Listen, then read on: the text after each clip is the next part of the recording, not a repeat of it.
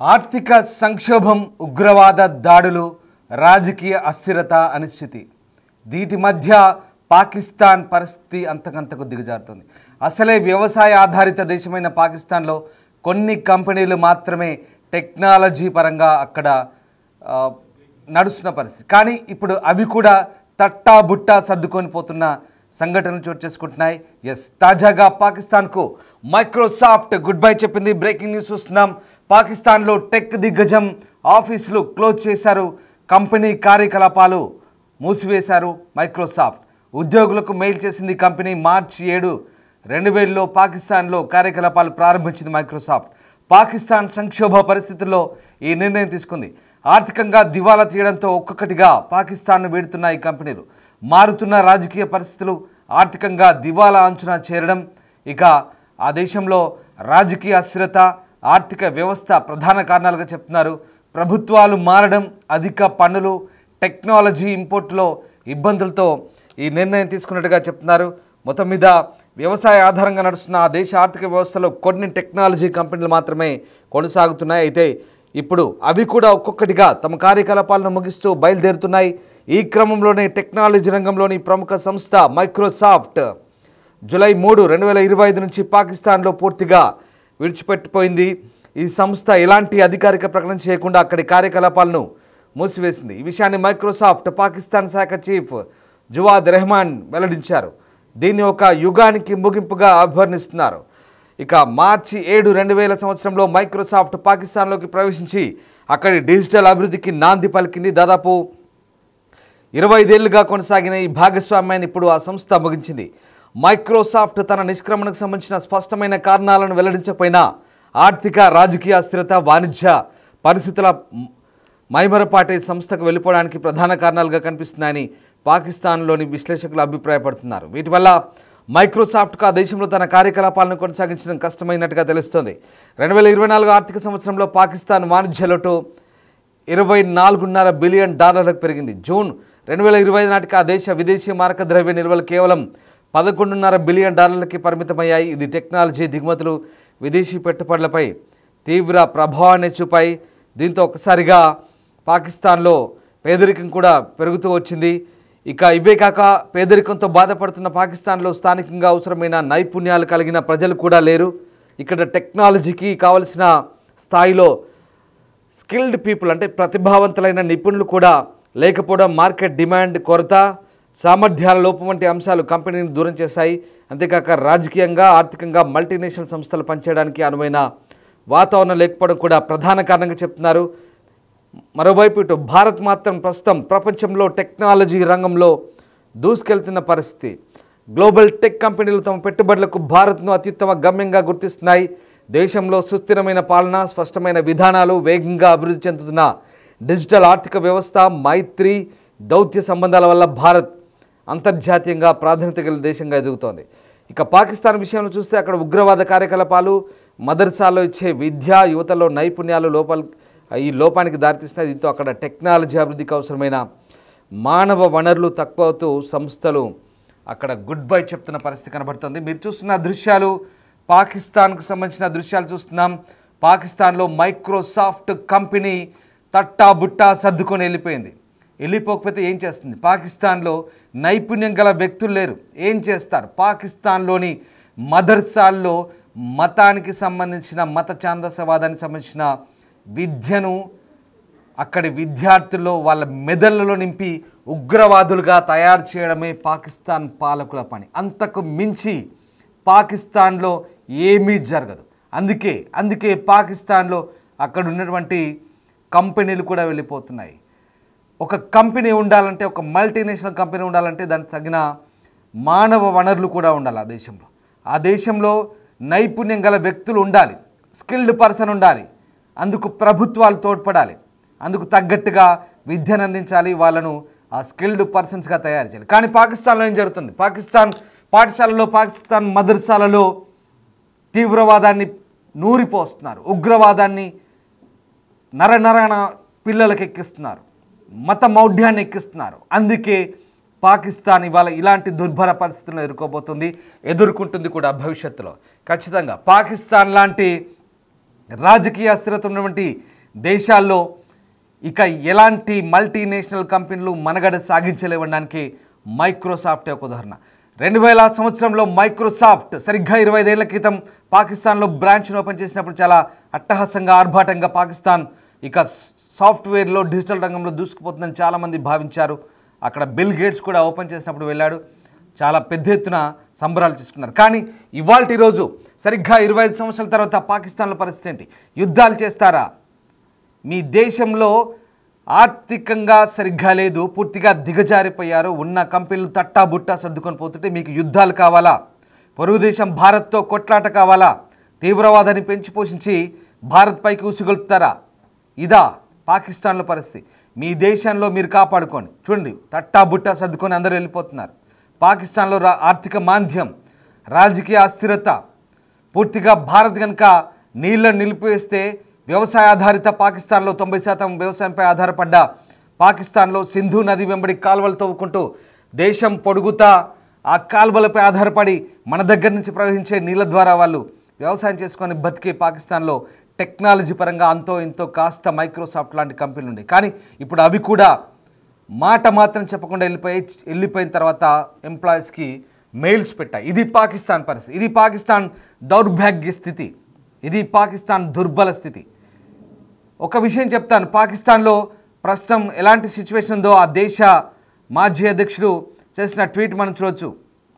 పూర్తిగా పాకిస్తాన్ నుంచి ఏ రకంగా ఆ మైక్రోసాఫ్ట్ కంపెనీ వెళ్ళిపోయిందో ఆయన చేసిన ట్వీటే మనకి ఇక్కడ నిదర్శనంగా కనిపిస్తోంది. ప్రధానంగా పాకిస్తాన్లో ఇప్పుడున్నటువంటి పరిస్థితుల నేపథ్యంలో ఒక్కసారిగా రాజకీయ అనిశ్చితి, ముఖ్యంగా పెట్టుబడులకు అనుకూలంగా లేదు. అంతేకాదు ఆ ట్వీట్ మనం చూడొచ్చు. ఆ దేశ మాజీ ప్రధాని ఆరిఫ్ అల్వీ చేసిన ట్వీట్ అది. మాజీ అధ్యక్షుడు ఆరిఫ్ అల్వీ చేసిన ట్వీట్ అది. Microsoft decision to shut down operations in Pakistan is a troubling sign for our economic future. I vividly recall February 2022 when Bill Gates visited my office on behalf of the people of Pakistan. I had to honor of conferring the Hilal-e-Imtiyaz on him for his remarkable or Dikhai and yes fine. So ఆ రకంగా ఆయన చేసిన కృషికి ఆ హిలాల్-ఇ-ఇమ్తియాజ్ అనే ఒక గౌరవ సూచక బిరుదును కూడా మైక్రోసాఫ్ట్ అధినేత బిల్ గేట్స్కు అప్పట్లో పాకిస్తాన్ మాజీ అధ్యక్షుడు ఇచ్చిన సూచికను కూడా ఆయన ట్విట్టర్ రూపంలో పెట్టాడు. పాకిస్తాన్ ఆర్థికంగా దిగజారిపోతుందంటూ ఆయన భయాందోళన వ్యక్తం చేస్తున్నారు. ఒకప్పటి పాకిస్తాన్లో మైక్రోసాఫ్ట్ అధినేత బిల్ గేట్స్ సందర్శించినప్పటి దృశ్యాలు అవి. ఇప్పుడు ఏమైంది? పాకిస్తాన్లో పూర్తిగా పరిస్థితులు మారిపోయాయి. ఒక్క విషయం చెప్తాను, 2022 జూలై నెలలో పాకిస్తాన్ చెందిన ఒక మంత్రి ఏం చెప్పాడో తెలుసా పాకిస్తాన్ ప్రజలకి? మన దేశ ఆర్థిక పరిస్థితి బాగాలేదు, మనం చాయ్ పత్తా ఉంటుంది కదా, చాయ్ పత్తా మనం విదేశాల నుంచి దిగుమతి చేసుకుంటున్నాం, చాయ్ తక్కువ తాగండిరా బాబు, మనకు చాయ్ పత్తా కూడా గతి లేదంటూ ఆ దేశ మంత్రి ఏకంగా స్టేట్మెంట్ ఇవ్వడం చూస్తే పాకిస్తాన్ పరిస్థితి ఏ రకంగా ఉందో ఒకసారి మనం అర్థం చేసుకోవచ్చు. అలాంటి పాకిస్తాన్ భారత్తో యుద్ధానికి దిగుతుంది. అలాంటి పాకిస్తాన్ పక్క దేశం చైనా, తుర్కీతో కలిసి భారత్ పైకి మిసైల్ వేస్తుంది. అలాంటి పాకిస్తాన్ భారత్ పైకి ఉగ్రవాదం ఉసిగొల్పుతుంది.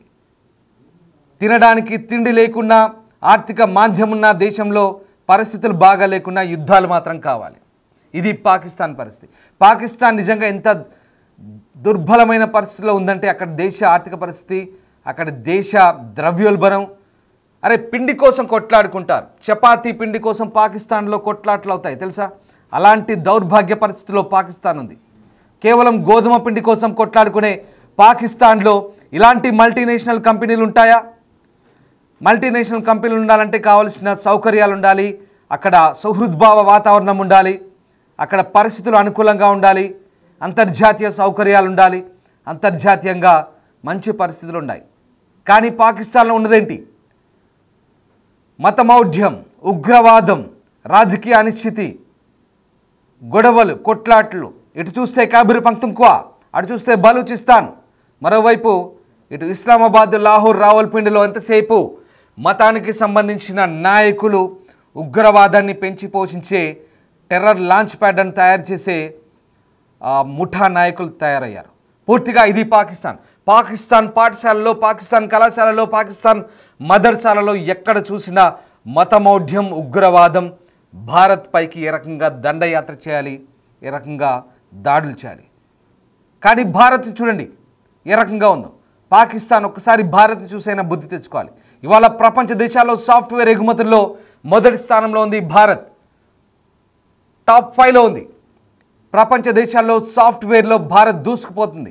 టెక్నాలజీ పరంగా సరికొత్త అవకాశాలను అందిపుచ్చుకొని అనేక అగ్ర కంపెనీలన్నీ కూడా భారత్లో క్యాంపస్లు తెరుస్తున్నాయి. కారణం భారత్లో రాజకీయ సుస్థిరత, భారత్లో మంచి పరిపాలన, భారత్లో స్నేహపూర్వక వాతావరణం, భారత్లో అంతర్జాతీయ సౌకర్యాలు, భారత్లో కావాల్సినటువంటి అనువైన సౌకర్యాలు పెట్టుబడులకు ఉన్నాయి. ఇందుకే అంతర్జాతీయ కంపెనీలు భారత్ను తమ పెట్టుబడులకు స్వర్గధామంగా భావిస్తుంది, అవకాశాలను అందిపుచ్చుకుంటుంది. కానీ ఇప్పుడు పాకిస్తాన్లో మైక్రోసాఫ్ట్ లాంటి సంస్థలు వెళ్ళిపోతున్నాయి. నిజంగా పాకిస్తాన్ ప్రజల పరంగా ఆలోచిస్తే ఇది వాళ్ళకు గడ్డు కాలమే. మనకు పాకిస్తాన్ పౌరులంటే కోపం కాదు, పాకిస్తాన్ ప్రజలంటే మనకు ద్వేషం కాదు. కేవలం పాకిస్తాన్లో ఉగ్రవాదాన్ని పెంచి పోషిస్తున్న పాలకులు, ఆర్మీ, ఐఎస్ఐ, టెర్రరిస్టు నాయకులు, అలాగే అక్కడ ఉన్నటువంటి కొంతమంది మత ఛాందసవాదులు, ఇలాంటి వారి వల్లే పాకిస్తాన్ ఇవాళ పూర్తిగా దుర్బల పరిస్థితిలోకి నెట్టివేయబడుతుంది. రాజకీయంగా అనిశ్చితితో నాశనం అవుతున్న పరిస్థితి. ఒక మైక్రోసాఫ్ట్ లాంటి కంపెనీ పోయిందే మీ దుర్మార్గాలకు, మీ రాజకీయ ఎత్తుగడలకు. ఇప్పుడేం చెప్తారు మీ దేశ ప్రజలకు? నిజంగా ఇది చాలా బాధాకరం. పాకిస్తాన్ మనం పక్క దేశం అయినా కూడా పాకిస్తాన్ సంబంధించి ఒక కంపెనీ పోయిందంటే ఎంతటి అక్కడ ఉన్నటువంటి ఇప్పుడు ఏం చేస్తారు ఆ సాఫ్ట్వేర్ ఇంజనీర్లంతా? వాళ్ళంతా నిజంగా చాలా బాధాకరమైన పరిస్థితి. అక్కడ ఉన్నటువంటి విదేశాలకు వెళ్ళాలి, ఉద్యోగాలకు పోవాలని చాలా కష్టమైన పని. పాకిస్తాన్లో అంటే అఫ్కోర్స్ మైక్రోసాఫ్ట్లో లేఅవుట్లు ఉన్నాయి. దాదాపు 9,000 మందిని తీసేశారు మొన్న. ప్రపంచవ్యాప్తంగా తీసేస్తున్నారు. కానీ పాకిస్తాన్లో ఏకంగా బ్రాంచ్ని ఎత్తేసారు. అది పాకిస్తాన్లో ఉన్న పరిస్థితి. ఎందుకంటే పాకిస్తాన్లో పరిస్థితులు అనుకూలంగా లేవు. పాకిస్తాన్కు ఫ్లైట్లు నడపాలంటే కూడా అంతర్జాతీయంగా కొన్ని దేశాలు, లుఫ్తాన్సా, బ్రిటిష్ ఎయిర్వేస్ ఇలాంటి వాళ్ళు పాకిస్తాన్కు ఫ్లైట్లు నడపాలంటే కూడా భయపడ్డారు మొన్నటి వరకు. మనం చేసిన ఆపరేషన్ సింధూర్లో భాగంగా పాకిస్తాన్లో పరిస్థితులు సరిగా లేవు. సరే, యుద్ధం కాబట్టి ఫ్లైట్లు ఆపేశారు. తర్వాత కూడా పరిస్థితులు సర్దుమణిగాయా? అంతెందుకు పొరుగు దేశమైన ఆఫ్ఘనిస్తాన్తో కూడా వారికి సరైన సంబంధాలు లేవు. కేవలం ఏదో తుర్కీయే లేదంటే కొన్ని ఇస్లామిక్ బ్రదర్హుడ్ కంట్రీస్ పేరుతో చెప్పుకుంటున్న కొన్ని 1-2 దేశాలు తప్ప పాకిస్తాన్కి ఏ ఒక్క దేశం కూడా లేదు. ఇంటర్నేషనల్ మానిటరీ ఫండ్ IMFలో మాకు లోన్ ఇవ్వండి, మాకు అప్పు ఇవ్వండి అంటూ చేతులు చాస్తున్నారు. సిగ్గుచేటు. ఇది పాకిస్తాన్ పరిస్థితి. కానీ యుద్ధం కావాలి, భారత్తో యుద్ధం కావాలి, భారత్పై మిసైల్ వేయాలి, భారత్ను టెర్రరిస్ట్ అటాకులు చేయాలి, భారత్లో రక్తం పారించాలి, భారత్ నుంచి మాత్రం నీళ్లు కావాలి. ఇది పాకిస్తాన్ పరిస్థితి. పాకిస్తాన్లో పరిస్థితులు నానాటికి దిగజారుతున్నాయడానికి మైక్రోసాఫ్ట్ లాంటి సంస్థలు ఇప్పుడు ఆ దేశాన్ని విడిచిపెట్టడమే మనకు ప్రధాన కారణంగా కనబడుతుంది. నిజంగా టెక్నాలజీ పరంగా ఒక సంస్థ, అంతర్జాతీయ సంస్థ రావాలంటే ఎన్నో ఒడిదుడుకులు, ఎన్నో పరిస్థితులను తట్టుకొని అక్కడికి వస్తాయి. కానీ ఇవాళ అక్కడి పరిస్థితులు భిన్నంగా మారిపోయాయి. పూర్తిగా పాకిస్తాన్లో రాజకీయ అనిశ్చిత కాదు, ప్రాంతాల వారీగా వేర్పాటువాదులు తయారయ్యారు. బలూచిస్తాన్ మాకు కావాలంటున్నారు, ఖైబర్ పఖ్తూన్ఖ్వా మాకు కావాలంటున్నారు. మధ్యలో ఇస్లామాబాద్, రావల్పిండి, లాహోర్ లాంటి ఒక ముక్క. ఇది మాత్రమే ఉండబోతుందా? ప్రపంచ పటంలో పాకిస్తాన్ గతి ఇంతేనా రాబోయే రోజుల్లో అనేది కూడా చాలా స్పష్టమైన పరిస్థితి. Right, what ever. మొత్తం మీద coming to the confined subject, Microsoft అనేది 2000 సంవత్సరంలో అక్కడ పెట్టినప్పుడు అక్కడ నుంచి చాలా ఇంపోర్ట్ ఎక్స్పోర్ట్స్ అయ్యే సాఫ్ట్వేర్ సంబంధించి. కానీ ఇప్పుడు పరిస్థితి అలా లేదు. మైక్రోసాఫ్ట్ను పూర్తిగా ఎత్తివేసిన సిచ్యువేషన్ అయితే కనబడుతుంది. నిజంగా అక్కడి ఎకనామిక్ పొజిషన్కి చాలా దెబ్బ అని చెప్పాలి. పూర్తికంగా అక్కడి ఆర్థిక పరిస్థితులు మరింత దిగజారుస్తోంది. అలాగే అక్కడి యువతకి ఇప్పుడు ఉద్యోగాలు పూర్తిగా గడ్డు పరిస్థితి వచ్చే పరిస్థితి కనబడుతోంది. ఏదేమైనా పాకిస్తాన్లో ఇప్పుడున్నటువంటి పరిస్థితుల్లో 25 ఏళ్ల ప్రయాణానికి గుడ్ బై చెప్తూ టెక్ దిగ్గజం మైక్రోసాఫ్ట్ ప్రస్తుతం అక్కడి నుంచి పూర్తిగా ఎత్తేసిన పరిస్థితి కనబడుతోంది. పూర్తిగా పాకిస్తాన్ రీజనల్ ఆఫీస్ని మూసివేసింది. ఇక ప్రభుత్వ శాఖలతో కలిసి ఈ గవర్నెన్స్ ప్రాజెక్టులు, విద్యారంగంలో డిజిటల్ లిటరసీ ప్రోగ్రామ్స్, అలాగే ఎంటర్ప్రైజ్ సొల్యూషన్స్ అమలు చేసింది. ఇన్ని రోజుల పాటు దేశంలో ఆధునిక ఐటీ ప్రమాణాలను పరీక్షించడంలో పాకిస్తాన్లో మైక్రోసాఫ్ట్ చాలా కీలక పాత్ర పోషించింది. సో ఇప్పుడున్నటువంటి పరిస్థితుల్లో ఇక ఏ రకంగా పరిస్థితులు అనుకూలంగా లేవు కాబట్టి అక్కడ ఫారెక్స్ సమస్యలు, ద్రవ్యోల్బణం, నిరుద్యోగం, టెక్ కంపెనీలు ఇవన్నీ కూడా వెళ్ళిపోయే పరిస్థితులకు దారితీశాయి. ఖర్చులు కూడా భరించలేని పరిస్థితి ఉంది. సో ఆ రకంగా ఇప్పుడైతే పాకిస్తాన్ మైక్రోసాఫ్ట్ సేవలు అందించే పరిస్థితి లేదు. దీంతో అక్కడి నుంచి వెళ్ళిపోవాలని నిర్ణయించుకుంది. ఇది కేవలం ఉద్యోగులను కోల్పోవడం కాదు, పూర్తిగా అక్కడ ఉన్నటువంటి సంస్థను మూసివేయడంతో గ్లోబల్ బ్రాండ్లు వెళ్ళిపోతున్నాయి, పెట్టుబడుల ప్రభావం చూపుతున్నారు. ఇప్పుడు పాకిస్తాన్ వీళ్ళంతా కూడా ఆందోళన వ్యక్తం చేస్తున్న పరిస్థితి కనబడుతుంది. సో మొత్తంగా చూసేది పాక్ ప్రభుత్వానికి ఒక హెచ్చరిక లాంటిది. పాకిస్తాన్లో టెక్నాలజీ రంగంలో అవకాశాలు ఉన్న స్థిరమైన పాలసీలు, ఆర్థిక భద్రత, ట్రాన్స్పరెన్సీ లేకపోవడమే ఇప్పుడు గ్లోబల్ కంపెనీలు, పెట్టుబడిదారులు నమ్మకంతో ముందుకు రాకపోవడానికి ప్రధాన కారణం. సో ఆ రకంగా పాకిస్తాన్లో ఉన్నటువంటి ఈ అననుకూల వాతావరణానికి ఇప్పటికైతే గుడ్ బై చెప్తున్నట్టుగా మైక్రోసాఫ్ట్ అయితే వెల్లడించింది. సో ఓవరాల్గా ప్రస్తుత పరిస్థితిలో పాకిస్తాన్లో పరిస్థితులు రోజు రోజుకు దిగజారుతున్నాయానికి ఇది ఒక ఉదాహరణగా చెప్పవచ్చు. సో ప్రతిభ వలసలు పెరుగుతున్నాయి, నిరుద్యోగం పెరుగుతుంది, దేశంలో కొనుగోలు శక్తి తగ్గుతుందని ఆ దేశ మాజీ అధ్యక్షుడు ఆరిఫ్ అల్వి చేసిన ట్వీట్ అది. దానికి సంబంధించిన ట్వీట్ చూస్తున్నాం. సో ఆ రకంగా పాకిస్తాన్లో గ్లోబల్ టెక్ దిగ్గజం మైక్రోసాఫ్ట్ అయితే ఒక పూర్తి స్థాయిలో మూతపడింది. పాకిస్తాన్ ఇప్పుడు అనిశ్చిత సుడిగుండంలో చిక్కుకుంది, ఒక వర్ల్పూల్లో చిక్కుంది, నిరుద్యోగం పెరుగుతుంది, మన ప్రతిభ విదేశాలకు వలసపోతుంది అంటూ అవామీ సందర్భంలో ఇది ఒక అంతు చిక్కని కళ అంటూ ఆరిఫ్ అల్వి ఎక్స్పోస్ట్లో పేర్కొన్నాడు. సో మొత్తం మీద పాకిస్తాన్లో కావలసినటువంటి వనరులు అయితే ఇప్పుడు లేవు. అంతర్జాతీయంగా అభివృద్ధి చెందుతున్నటువంటి ఈ స్థితిలో టెక్నాలజీ లేదు, కావలసిన మ్యాన్ పవర్ లేదు, స్కిల్ పవర్ లేదు, పాకిస్తాన్లో సరైన విద్య లేదు, వసతులు లేవు. సరే, unfortunately it's very bad. Pakistan చాలా వెనుకబడిపోతుందనడానికి ఇది ఒక నిదర్శనం. పాకిస్తాన్, మళ్ళీ చెప్తున్నాను, పాకిస్తాన్ ప్రజల మీద కోపం కాదు, పాకిస్తాన్ పాలకులు ఉగ్రవాదాన్ని పెంచి పోషిస్తున్న కొంతమంది మీదే భారత్కు ఎప్పటికైనా వాళ్ళని నిర్మూలించాలన్నదే భారత్ లక్ష్యం. అలా ఉంటేనే చర్చలతో సిద్ధం కండి అంటూ భారత్ కూడా చెప్తుంది. ఏదేమైనా పాకిస్తాన్కు ఇదొక హెచ్చరిక లాంటిది. గ్లోబల్ దిగ్గజాలు, కంపెనీలు, పెట్టుబడులు, ప్రపంచవ్యాప్తంగా వచ్చే మల్టీనేషనల్ కంపెనీలు ఇక్కడ నుంచి పాకిస్తాన్ ఒక్కొక్కటిగా విడిపోయే అవకాశం కనిపిస్తుంది. పాకిస్తాన్కి ఇదొక హెచ్చరిక లాంటిది.